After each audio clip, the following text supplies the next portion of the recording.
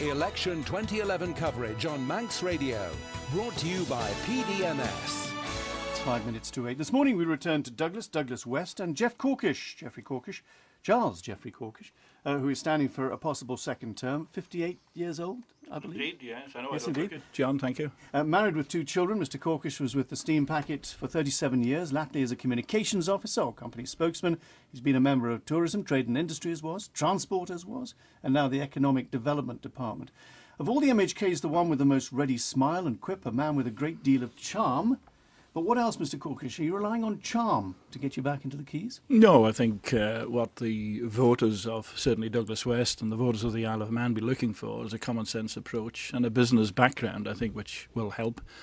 I think the fact that I've served in quite a few of the major departments of But your profile has been so high. You far. haven't stood up and shouted in the Keys or Timble. We haven't heard you for the first year or so. We hardly heard you at all. Where were you? I joined as a politician for the very first time with no background to politician apart from an interest in what goes on in the Isle of Man and its community. Obvious disadvantage. So look, listen and learn attitude, and I think that's done me well. What I did find out pretty soon is you can get a lot done by a good liaison and rapport with So your what have peers you and done? the What have you partners. achieved?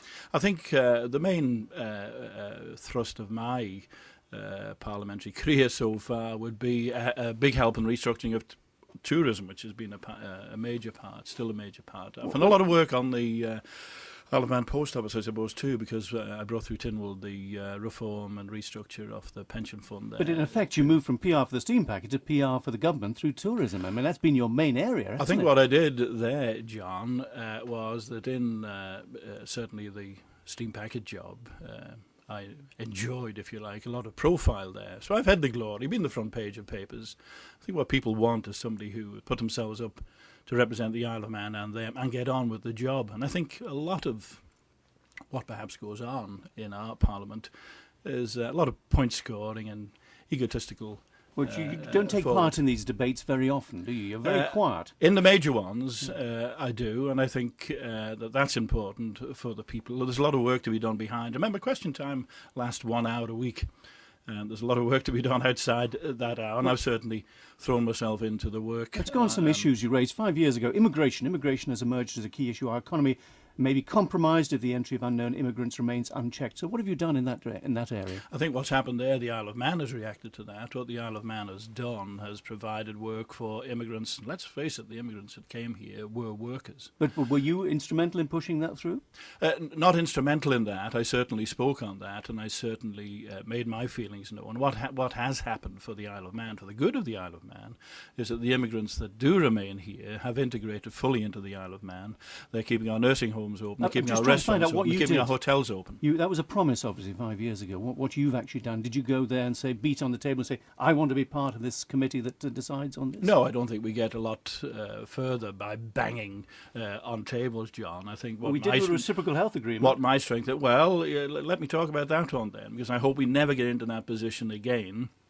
Underpinning my future thoughts on where we're going in government is a better and trusting relationship with the UK. I hope we never get into that position again. What I did there, and I was fortunate in, I had 1 or 2 friends that I'd known long before I came into politics, who were major players in UK Parliament. One of them was Sir Nicholas Winterton, who was rather an outspoken. You're claiming credit here for the No. If I wanted to claim credit, John, I'd have jumped up and down and said, look, Nicholas Winterton is asking questions in Westminster on my behalf, But and shouldn't he you did. have done that? Then people would have seen in West Douglas, that is our MHK doing the business. I'd like to think that the people in West Douglas know what their MHK is doing, some of and them they have a don't. trust. Well, no, They John. read the papers and wonder where the headlines are and wonder why their MHK is not in the headlines. Well, a lot of people, and I've been knocking on doors, have said thank you for what you're doing. So they do know what you're doing. Do they think you're sitting there doing nothing? No. Do they know the background you came from? You have a business background, a sensible background, a good outlook on life, and I would like to think a major player in the community here. Now, they have a lot of trust there. Now, that trust will be shown on September the 29th, but I think I've done more than my bit. Let's just. But I don't seek the limelight. Is that right or wrong? I don't know. Well, politicians Get on generally, with and the job. occasionally it's quite a good idea to see the politicians limelight. come in all shapes and sizes, and thank goodness for that. A lack of facilities for young people was a bit of a bone of contention of yours 5 years ago. What have you done? Well, what I did do was fight vehemently, a lot of blood, sweat and tears on the new Summerland site. I was very, very disappointed. Not a lot's happened there, that is it? We can see. Not a lot's happened. Not because of a lack of effort on my part, and I was very, very disappointed at that one. That wasn't government's fault, but I really pushed hard on that one, and I really had great. Well, for West Douglas, hopes what have you done? Any facilities there you've actually been able to bring in? Not for West Douglas in particular. I think what we're looking at in West Douglas is the maintenance of a quality of life. We'll have and to that's end good it for the Isle of We've Man, run out of time. Underpinned by economy and what we tried to do between our two governments, which is most important for the future. Geoff Corkish, thank you very much for joining us. My Geoff Corkish, pleasure. a candidate for West Douglas in the election on September the 29th.